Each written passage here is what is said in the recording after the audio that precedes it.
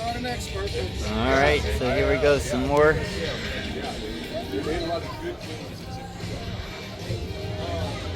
More stuff right here. That expression of I love them is what we're here for.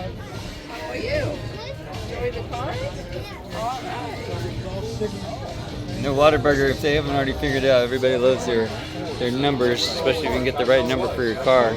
They probably should just market that if they haven't already. My mom dated a guy that had a Mustang and he wanted paint strips. And so I got the paint strips in the backyard. And I'm like, Fords are alright.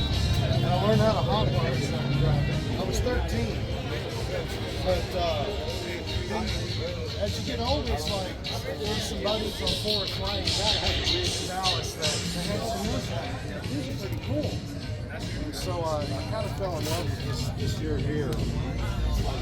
That's, I mean, I'm not much of I was never with a Chevy yet, but I love the American. You know, that's just growing up, that's what our era was. Yeah, that's so true. You were kind of taught that. Yeah, no, you're absolutely right. Bred into. But you're right, it was between me and my brothers, it was Ford Chevy. Which one's better? No, I would try to get all that stuff, all this packaging. My cousin, he would always have a Ford Fairlane or Falcon or something with a V8 in it. He was working on it. And he had some really fast. Guys talking cars.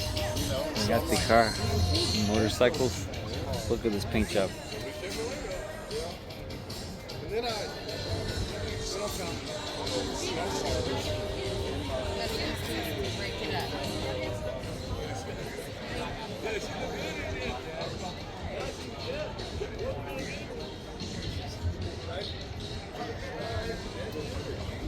You hear all these great conversations about cars.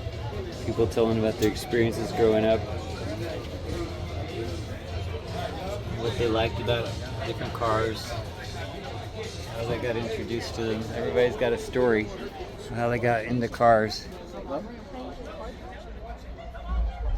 Mine would be my dad and mom going down and finding this Thunderbird. My dad found it and got it right at home. We put three paint jobs and 2 roofs on it. We had so much fun. Painted with Imron paint. Got to drive it around. Yeah. All that. Got a big old trunk in here. Pressed out letters for the Chevrolet.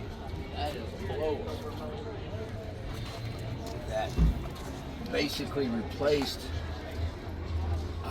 the carburetor.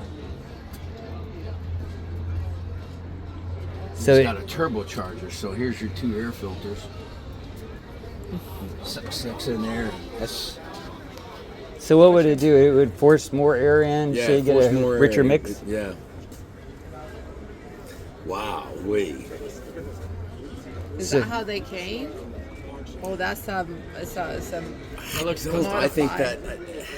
I think that's modified. I don't think it came from the factory. It's gotta be modified. Yeah, totally. Yeah, usually they had this little round carburetor thing with the little filter and it sucked in the air but yeah, this is forced intake.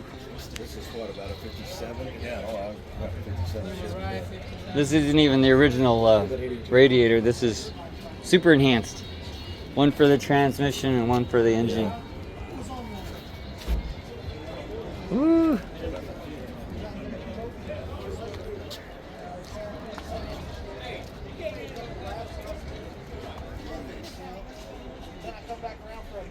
It ain't a true classic unless it's got a little girl on the dash. This has been modified quite a bit. Really nice job too. Look at all that chrome. They chromed up the steering wheel. You got champagne on ice back here. And I'm sitting there, the way I landed flat on my back. She pretty. It just knocked the fucking wind out of me. So I was like, and I had my helmet on and shit, and I was gasping for air. Oh, look at this. This is cool.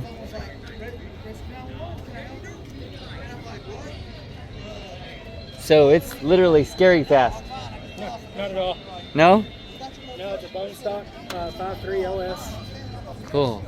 Just I was just riffing off the fact it's got the scary movie stuff. I love old horror movies. Oh man, me too. Yeah, seeing Young Frankenstein when I was a kid, it was funny. And then you see it as an adult, you realize all the adult humor in it. It was like, whoa, that went right over my head when I was a kid. Mel Brooks movie. Oh yeah.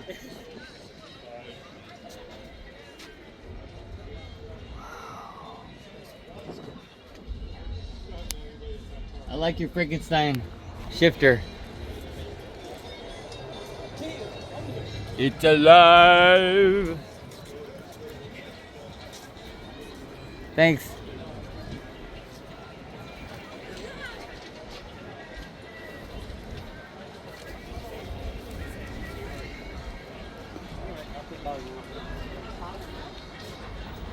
It's almost Halloween, folks, so we got the scary skeleton. We got some passengers that are terrified.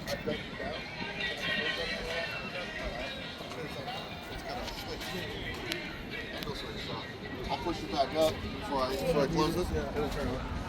This way you don't have to undo.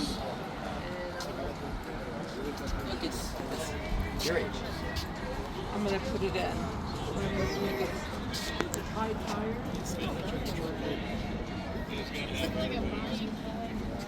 Yeah, I said it already. Oh my gosh. Who does this belong to? Do you know? Don't know. Look. It runs on. Is this yours? Where did you find it? It came out of Arkansas. Wow. So why do they call the back doors that open like that suicide doors?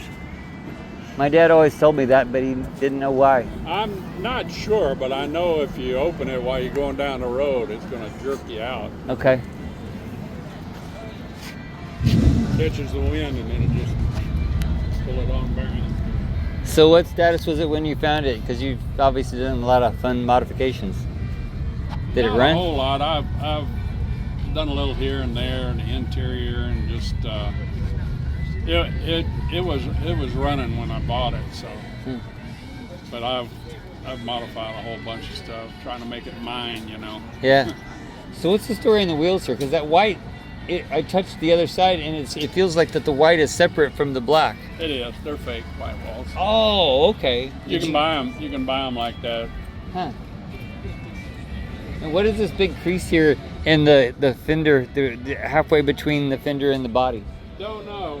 Some of the models had where you could mount the spare tire there. Right. And I'm not sure about the history of this one. This was one of the last ones that came off the Franklin line before they went out of business. Okay. I've been told it might be a Rio Flying Cloud body, because Franklin was buying parts here and there and putting it all together, trying to finish their orders before they went out of business. So Gotcha. the Flying Cloud by Rio didn't have a spare tire there. It had a spare tire kit on the back. Okay. So the only thing I can think of is that's why it doesn't have the wheel well there. Huh. Where did you find those tires, wheels? What did those wheels come from? Well, they're a Jegs model. They were on there. Yep. When I bought it, they were all painted black. No, well, actually brown. Huh. Kind of rusty brown when I bought it. I cleaned them up. For a while, I had spun aluminum disc on there. Well, that'd be a neat look. Yeah. This is sort of industrial looking. I like it too. Well, it'd be fun if you put spinners on it in the middle. Yeah, that too. I mean, fake spinners. It's been through. I mean, they're all minor modifications, but you know, I keep working on it. What's the fastest you gotten it? Well, probably 70, 75. That's good. The handle good at that speed? Oh, yeah. Good.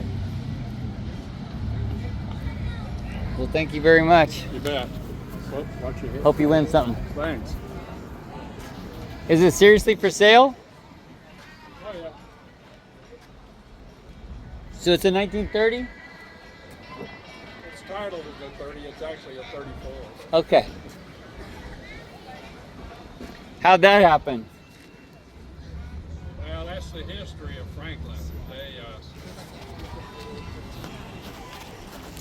around 1929-30, they just bought up a bunch of VIN numbers, Okay.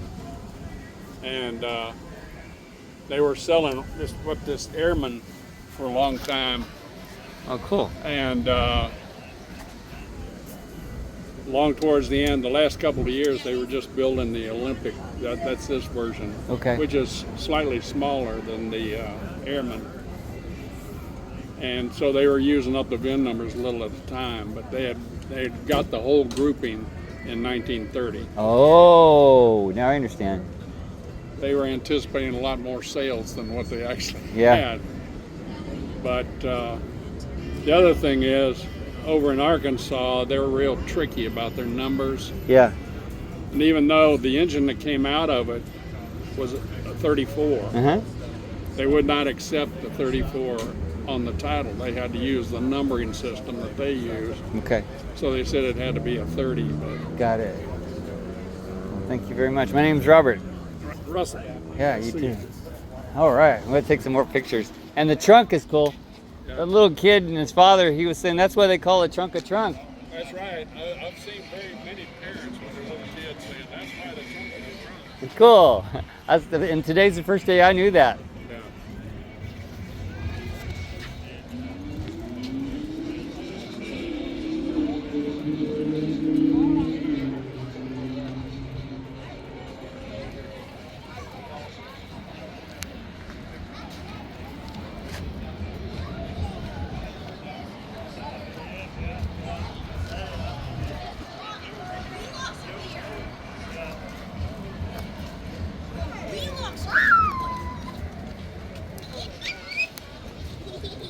Are you guys showing off your car too?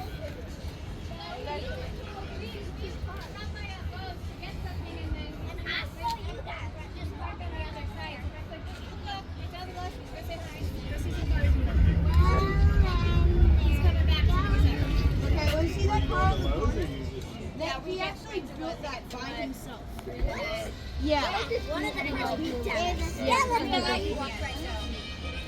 so scary.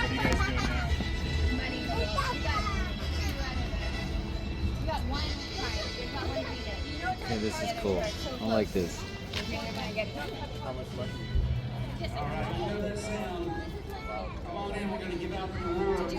Oh, guys, relax. Dad's waiting. Please come on in and let's give out these awards.